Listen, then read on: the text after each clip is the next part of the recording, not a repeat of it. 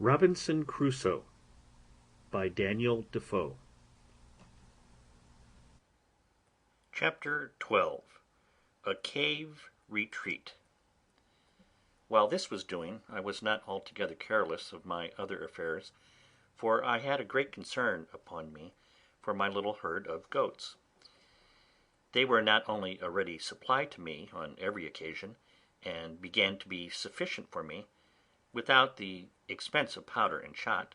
but also without the fatigue of hunting after the wild ones; and I was loath to lose the advantage of them, and to have them all to nurse up over again. For this purpose, after long consideration, I could think of but two ways to preserve them. One was to find another convenient place to dig a cave underground, and to drive them into it every night; and the other was to enclose 2 or 3 little bits of land remote from one another, and as much concealed as I could, where I might keep about a half dozen young goats in each place, so that if any disaster happened to the flock in general, I might be able to raise them again with little trouble and time. And this, though it would require a good deal of time and labour, I thought was the most rational design. Accordingly I spent some time to find out the most retired parts of the island, and I pitched upon one, which was as private, indeed, as my heart could wish. It was a little damp piece of ground in the middle of the hollow and thick woods, where, as is observed, I almost lost myself once before, endeavouring to come back that way from the eastern part of the island. Here I found a clear piece of land, near 3 acres, so surrounded with woods that it was almost an enclosure by nature. At least it did not want near so much labour to make it, so as the other piece of ground I had worked so hard at. I immediately went to work with this piece of ground, and in less than a month's time I had so fenced it round that my flock, or herd, call it what you please, which were not so wild now as at first they might be supposed to be, were well enough secured in it. So without any further delay I removed 10 young she-goats and 2 he-goats to this piece, and when they were there I continued to perfect the fence till I had made it as secure as the other, which however I did at more leisure, and it took me up more time by a great deal. All this labour I was at the expense of, purely from my apprehensions on account of the print of a man's foot; for as yet I had never seen any human creature come near the island, and I had now lived 2 years under this uneasiness,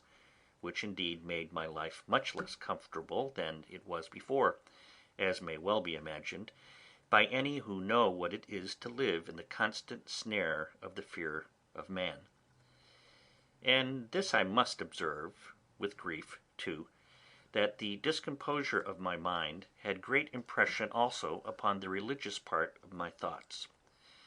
for the dread and terror of falling into the hands of savages and cannibals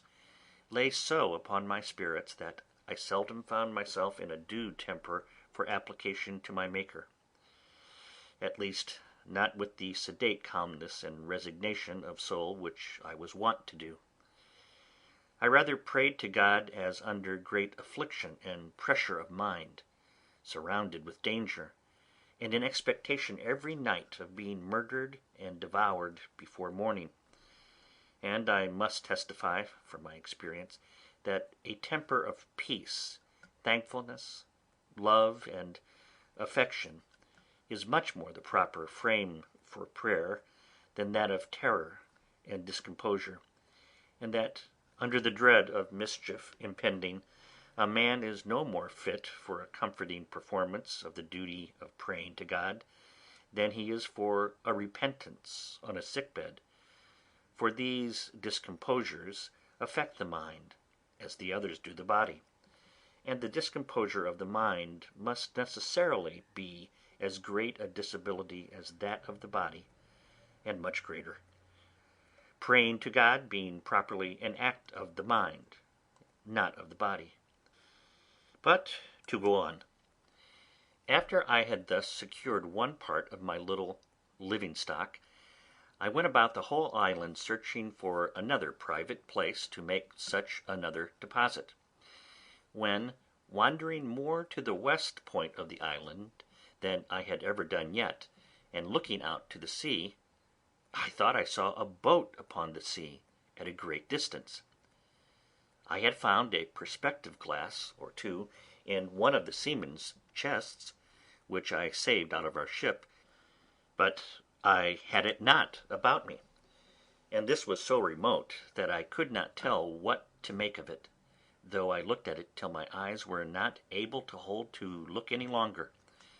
Whether it was a boat or not I do not know, but as I descended from the hill I could see no more of it.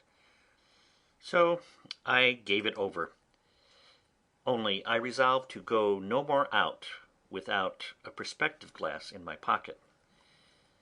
When I was come down the hill to the end of the island, where indeed I had never been before, I was presently convinced that the seeing the print of a man's foot was not such a strange thing in the island as I imagined, and but that it was a special providence that I was cast upon the side of the island where the savages never came. I should easily have known that nothing was more frequent than for the canoes from the main, when they happened to be a little too far out at sea, to shoot over to that side of the island for harbour; and likewise, as they often met and fought in their canoes, the victors, having taken away prisoners, would bring them over to this shore, where, according to their dreadful customs, being all cannibals, they would kill and eat them, and of which hereafter. When I was come down the hill to the shore, as I said above, being the south-west point of the island, I was perfectly confounded and amazed, nor is it possible for me to express the horror of my mind at seeing the shore spread with skulls, hands, feet, and other bones of human bodies, and particularly I observed a place where there had been a fire made, and a circle dug in the earth, like a cockpit, where I supposed the savage wretches had sat down to their human feastings upon the bodies of their fellow creatures. I was so astonished with the sight of these things that I entertained no notions of any danger to myself from it for a long while. All my apprehensions were buried in the thoughts of such a pitch of inhuman, hellish brutality, and the horror of the degeneracy of human nature, which, though I had heard of it often, yet I never had so near a view of before. In short, I turned away my face from the horrid spectacle, my stomach grew sick, and I was just at the point of fainting, when nature discharged the disorder from my stomach, and having vomited with uncommon violence, I was a little relieved, but could not bear to stay in the place a moment. So I got up the hill again with all the speed I could, and walked on towards my own habitation. When I came a little out of that part of the island, I stood still a while, amazed, and then, recovering myself, I looked up with the utmost affection of my soul, and with a flood of tears in my eyes gave God thanks that had cast my first lot in a part of the world where I was distinguished from such dreadful creatures as these, and that, though I had esteemed my present condition very miserable, had yet given me so many comforts in it that I had still more to give thanks for than to complain of, and this, above all, that I had, even in this miserable condition, been comforted with the knowledge of himself, and the hope of his blessing, which was a felicity more than sufficiently equivalent to all the misery which I had suffered, or could suffer. In this frame of thankfulness I went home to my castle, and began to be much easier now as to the safety of my circumstances than ever I was before, for I had observed that these wretches never came to this island in search of what they could get, perhaps not seeking, not wanting, or not expecting anything here, and having often, no doubt, been up the covered woody part of it without finding anything to their purpose. I knew I had been here now almost 18 years, and never saw the least footsteps of human creature there before. And I might be 18 years more as entirely concealed as I was now, if I did not discover myself to them, which I had no manner of occasion to do, it being only my business to keep myself entirely concealed where I was, unless I found a better sort of creatures than cannibals to make myself known to. Yet I entertained such an abhorrence of the savage wretches that I have been speaking of, and of the wretched inhuman custom of their devouring and eating one another up, that I continued pensive and sad, and kept close within my own circle for almost 2 years after this. When I say my own circle, I mean by it my 3 plantations, that is, my castle, my country seat, which I called my bower, and my enclosure in the woods. Nor did I look after this for any other use than an enclosure for my goats, for the aversion which nature gave me to these hellish wretches was such that I was as fearful of seeing them as of seeing the devil himself. I did not so much as go to look after my boat all this time, but began rather to think of making another, for I could not think of ever making any more attempts to bring the other boat round the island to me, lest I should meet with some of these creatures at sea, in which case, if I had happened to have fallen in their hands, I knew what would have been my lot. Time, however, and the satisfaction I had that I was in no danger of being discovered by these people, began to wear off my uneasiness about them, and I began to live just the same composed manner as before, only with this difference, that I used more caution, and kept my eyes more about me than I did before, lest I should happen to be seen by any of them, and particularly I was more cautious of firing my gun, lest any of them, being on the island, should happen to hear it. It was therefore a very good providence to me that I had furnished myself with a tame breed of goats, and that I had no need to hunt any more about the woods, or shoot at them, and if I did catch any of them after this, it was by traps and snares, as I had done before, so that for 2 years after this I believe I never fired my gun once off, though I never went out without it. And what was more, as I had saved 3 pistols out of the ship, I always carried them out with me, or at least 2 of them, sticking them in my goatskin belt. I also furbished up one of the great cutlasses that I had out of the ship, and made me a belt to hang it on also, so that I was now a most formidable fellow to look at when I went abroad, if you add to the former description of myself the particular of 2 pistols and a broadsword hanging at my side in a belt, and without a scabbard. Things going on thus, as I have said, for some time, I seemed, excepting these cautions, to be reduced to my former calm, sedate way of living. All these things tended to show me more and more how far my condition was from being miserable, compared to some others, nay, to many other particulars of life which it might have been pleasing to God to have made my lot. It put me upon reflecting how little repining there would be among mankind at any condition of life, if people would rather compare their condition with those that were worse, in order to be thankful, than be always comparing them with those which are better, to assist their murmurings and complainings. As in my present condition there were not really many things which I wanted, so indeed I thought that the frights I had been in about these wretched savages, and the concern I had been in for my own preservation, had taken off the edge of my invention, for my own conveniences. and I had dropped a good design which I had once spent my thoughts upon, and that was to try if I could not make some of my barley into malt, and then try to brew myself some beer. This was really a whimsical thought, and I reproved myself often for the simplicity of it, for I presently saw that there would be the want of several things necessary to the making of my beer that it would be impossible for me to supply, as first, casks to preserve it in,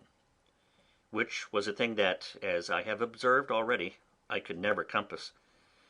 No, though I spent not only many days, but weeks, nay, months in attempting it, but to no purpose. In the next place, I had no hops to make it keep, no yeast to make it work, no copper or kettle to make it boil, and yet with all these things wanting, I verily believe, had not the frights and terrors I was in about the savages intervened, I had undertaken it, and perhaps brought it to pass too; for I seldom gave anything over without accomplishing it when once I had it in my head to begin it. But my invention now ran quite another way, for night and day I could think of nothing but how I might destroy some of the monsters in their cruel, bloody entertainment, and if possible save the victim they should bring hither to destroy. It would take up a larger volume than this whole work is intended to be, to set down all the contrivances I hatched, or rather brooded upon, in my thoughts, for the destroying these creatures, or at least frightening them so as to prevent their coming hither any more. But all this was abortive. Nothing could be possible to take effect unless I was to be there to do it myself, and what could one man do among them, when perhaps there might be 20 or 30 of them, together with their darts or their bows and arrows, with which they could shoot as true to a mark as I could with my gun? Sometimes I thought if digging a hole under the place where they made their fire, and putting in 5 or 6 pounds of gunpowder, which when they kindled their fire would consequently take fire and blow up all that was near it; but as in the first place I should be unwilling to waste so much powder upon them, my store being now within the quantity of 1 barrel, so neither could I be sure of its going off at any certain time, when it might surprise them, and at best that it would do little more than just blow the fire about their ears and fright them, but not sufficient to make them forsake the place. So I laid it aside, and then proposed that I would place myself in ambush in some convenient place, with my 3 guns, all double loaded, and in the middle of their bloody ceremony let fly at them, when I should be sure to kill or wound perhaps 2 or 3 at every shot, and then falling in among them, with my 3 pistols at my sword, I made no doubt but that if there were 20 I should kill them all. This fancy pleased my thoughts for some weeks, and I was so full of it that I often dreamed of it, and sometimes that I was just going to let fly at them in my sleep. I went so far with it in my imagination that I employed myself several days to find out proper places to put myself in ambuscade, as I said, to watch for them, and I went frequently to that place itself, which was now grown more familiar to me. But while my mind was thus filled with thoughts of revenge, and a bloody putting 20 or 30 of them to the sword, as I may call it, the horror I had at the place, and the signals of the barbarous wretches devouring one another, abetted my malice. Well, at length I found a place in the side of the hill, where I was satisfied I might securely wait till I saw any of their boats coming, and might then, even before they would be ready to come on shore, convey myself unseen into some thickets of trees, in one of which there was a hollow large enough to conceal me entirely, and there I might sit and observe all their bloody doings, and take my full aim at their heads, when they were so close together as that it would be next to impossible that I should miss my shot, or that I would fail wounding 3 or 4 of them at the first shot. In this place, then, I resolved to fulfil my design, and accordingly I prepared 2 muskets and my ordinary fowling piece. The 2 muskets I loaded with a brace of slugs each, and 4 or 5 smaller bullets, about the size of pistol bullets, and the fowling piece I loaded with near a handful of swan shot of the largest size. I also loaded my pistols with about 4 bullets each, and in this posture, well provided with ammunition for a second and third charge, I prepared myself for my expedition.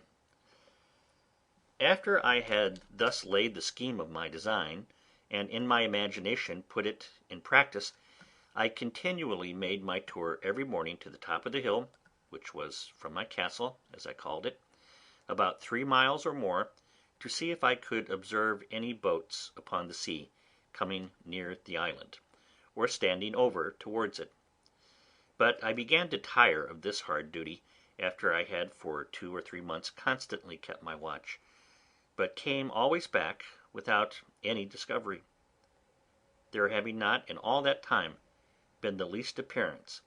not only on or near the shore, but on the whole ocean, so far as my eye or glass could reach every way. As long as I kept my daily tour to the hill, to look out, so long also I kept up the vigour of my design,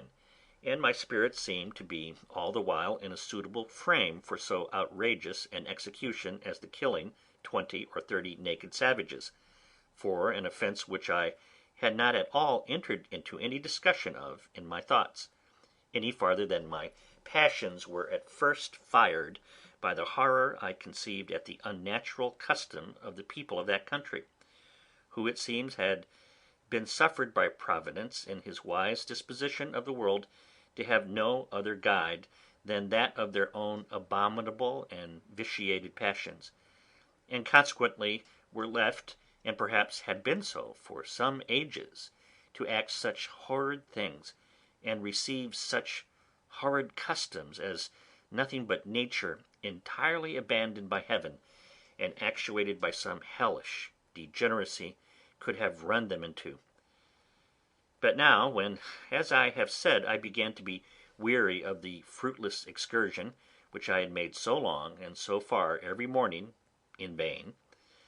so my opinion of the action itself began to alter, and I began with cooler and calmer thoughts to consider what I was going to engage in, what authority or call I had to pretend to be judge and executioner upon these men as criminals, whom heaven had thought fit for so many ages to suffer unpunished to go on, and to be, as it were, the executioners of his judgments one upon another. How far these people were offenders against me, and what right I had to engage in the quarrel of that blood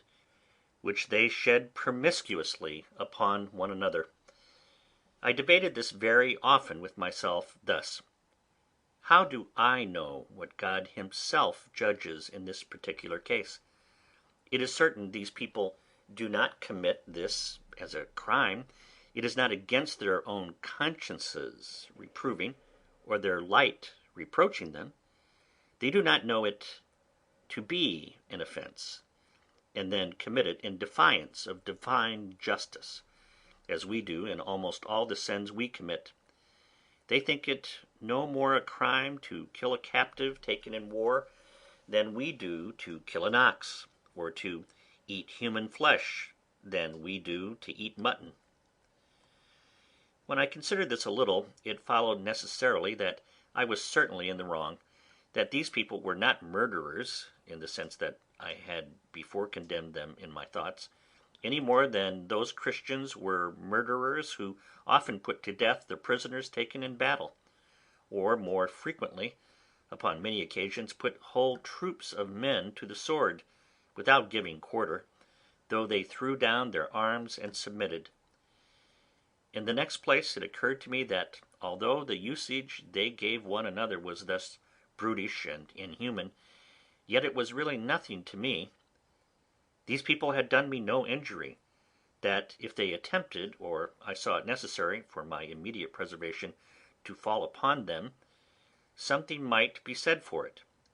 but that I was yet out of their power, and they really had no knowledge of me, and consequently no design upon me, and therefore it could not be just for me to fall upon them; that this would justify the conduct of the Spaniards and all their barbarities practised in America, where they destroyed millions of these people, who, however, they were idolaters and barbarians, and had several bloody and barbarous rites in their customs, such as sacrificing human bodies to their idols, were yet, as to the Spaniards, very innocent people,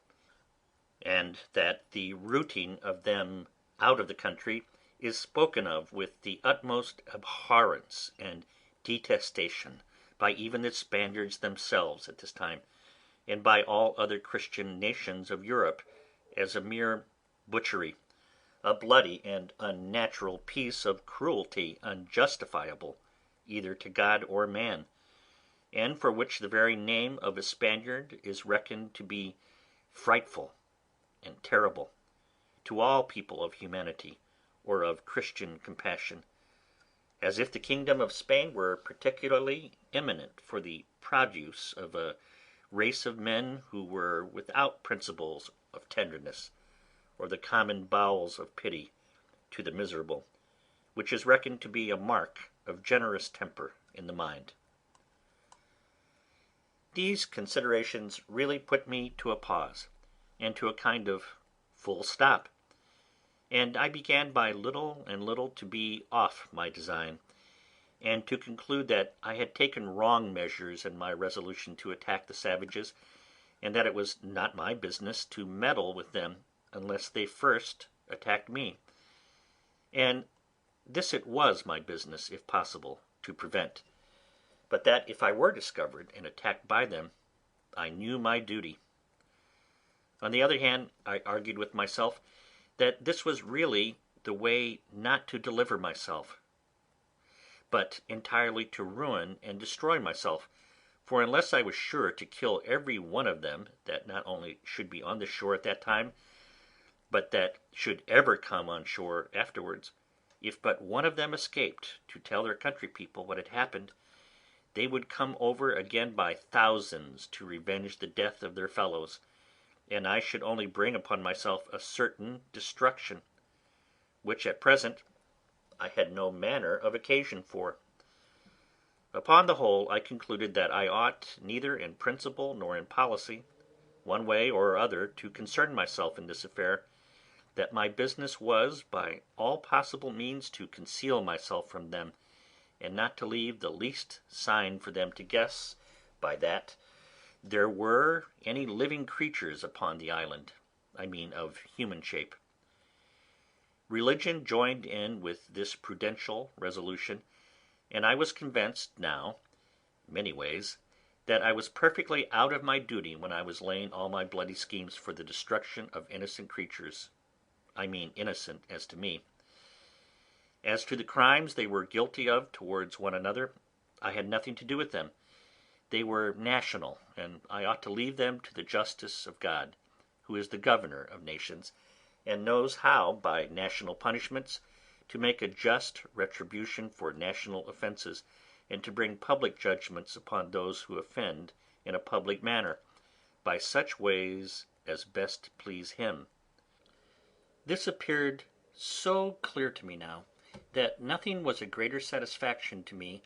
than that I had not been suffered to do a thing which I now saw so much reason to believe would have been no less a sin than that of wilful murder if I had committed it. And I gave most humble thanks on my knees to God, that he had thus delivered me from blood guiltiness, beseeching him to grant me the protection of his providence, that I might not fall into the hands of the barbarians, or that I might not lay my hands upon them, unless I had a more clear call from heaven to do it, in defence of my own life. In this disposition I continued for near a year after this, and so far was I from desiring an occasion for falling upon these wretches, that in all that time I never once went up to the hill to see whether there were any of them in sight, or to know whether any of them had been on shore there or not, that I might not be tempted to renew any of my contrivances against them, or be provoked by any advantage that might present itself to fall upon them. Only this I did: I went and removed my boat, which I had on the other side of the island, and carried it down to the east end of the whole island, where I ran it into a little cove, which I found under some high rocks, and where I knew, by reason of the currents, the savages durst not, at least would not, come with their boats upon any account whatsoever. With my boat I carried away everything that I had left there belonging to her, though not necessary for the bare going thither, that is, a mast and sail which I had made for her, and a thing like an anchor, but which indeed could not be called either anchor or grapnel. However, it was the best I could make of its kind. All these I removed, that there might not be the least shadow for discovery, or appearance of any boat, or of any human habitation upon the island. Besides this, I kept myself more to myself, as I said, more retired than ever, and seldom went from my cell except upon my constant employment, to milk my she-goats, and manage my little flock in the wood, which, as it was quite on the other part of the island, was out of danger. For certain it is that these savage people, who sometimes haunted this island, never came with any thoughts of finding anything here, and consequently never wandered off from the coast, and I doubt not but they might have been several times on shore after my apprehensions of them had made me cautious, as well as before. Indeed, I looked back with some horror upon the thoughts of what my condition would have been, if I had chopped upon them and been discovered before that, when naked and unarmed except with one gun, and that loaded often only with small shot, I walked everywhere, peeping and peering about the island to see what I could get. What a surprise should I have been in, if, when I discovered the print of a man's foot, I had instead of that seen 15 or 20 savages, and found them pursuing me, and, by the swiftness of their running, no possibility of my escaping them. The thoughts of this sometimes sank my very soul within me, and distressed my mind so much that I could not soon recover it, to think what I should have done, and how I should not only have been unable to resist them, but even should not have had presence of mind enough to do what I might have done, much less what now, after so much consideration and preparation, I might be able to do. Indeed, after serious thinking of these things, I would be melancholy, and sometimes it would last a great while. But I resolved it all at last into thankfulness to that Providence which had delivered me, and had kept me from so many unseen dangers, and from those mischiefs which I could have no way been the agent in delivering myself from, because I had not the least notion of any such thing depending, or the least supposition of its being possible. This renewed a contemplation which often had come into my thoughts in former times, when first I began to see the merciful dispositions of Heaven in the dangers we run through in this life, how wonderfully we are delivered when we know nothing of it, how when we are in a quandary, as we call it, a doubt or hesitation whether to go this way or that way, a secret hint will direct us this way when we intended to go that way; nay, when sense, our own inclination, and perhaps business, has called us to go the other way, yet a strange impression upon the mind, from we know not what springs, and by we know not what power, shall overrule us to go this way, and it shall afterwards appear that, Had we gone that way, which we should have gone, and even to our imagination ought to have gone, we should have been ruined and lost. Upon those and many like reflections, I afterwards made it a certain rule with me, that whenever I found those secret hints or pressings of mind to doing or not doing anything that presented, or going this way or that way, I never failed to obey the secret dictate, though I knew no other reason for it than such a pressure or such a hint hung upon my mind. I could give many examples of the success of this conduct in the course of my life, but more especially in the latter part of my inhabiting this unhappy island.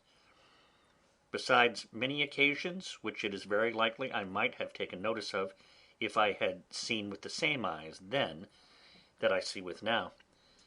But it is never too late to be wise, and I cannot but advise all considering men, whose lives are attended with such extraordinary incidents as mine, or even though not so extraordinary, not to slight such secret intimations of Providence, let them come from what invisible intelligence they will. That I shall not discuss, and perhaps cannot account for, but certainly they are a proof of the converse of spirits, and a secret communication between those embodied and those unembodied,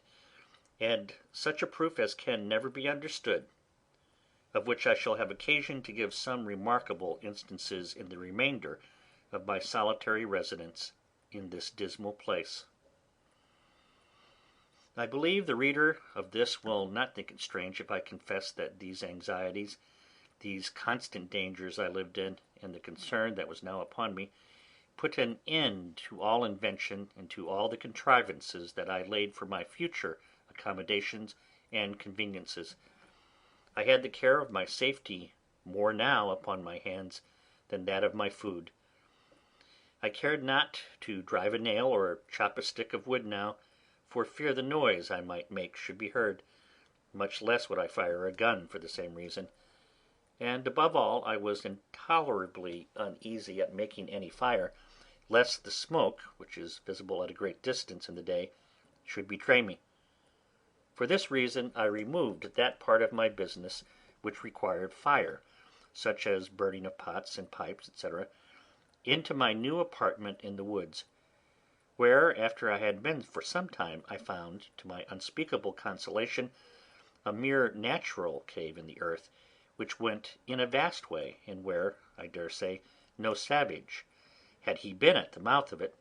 would be so hardy as to venture in, nor indeed would any man else but one who, like me, wanted nothing so much as a safe retreat. The mouth of this hollow was at the bottom of a great rock, where, by mere accident, I would say, if I did not see abundant reason to ascribe all such things now to Providence, I was cutting down some thick branches of trees to make charcoal. And before I go on, I must observe the reason of my making this charcoal, which was this. I was afraid of making a smoke about my habitation, as I said before, and yet I could not live there without baking my bread, cooking my meat, etc. So I contrived to burn some wood here, as I had seen done in England, under turf, till it became chark or dry coal, and then, putting the fire out, I preserved the coal to carry home, and perform the other services for which fire was wanting, without danger of smoke. But this is by the by. While I was cutting down some wood here, I perceived that,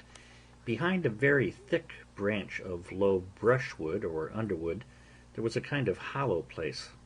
I was curious to look in it, and getting with difficulty into the mouth of it, I found it was pretty large, that is to say, sufficient for me to stand upright in, and perhaps another with me. But I must confess to you that I made more haste out than I did in, when, looking farther into the place, which was perfectly dark, I saw two broad shining eyes of some creature, whether devil or man I knew not, which twinkled like 2 stars, the dim light from the cave's mouth shining directly in and making the reflection. However, after some pause I recovered myself, and began to call myself 1,000 fools, and to think that he that was afraid to see the devil was not fit to live 20 years in an island all alone, and that I might well think there was nothing in this cave that was more frightful than myself.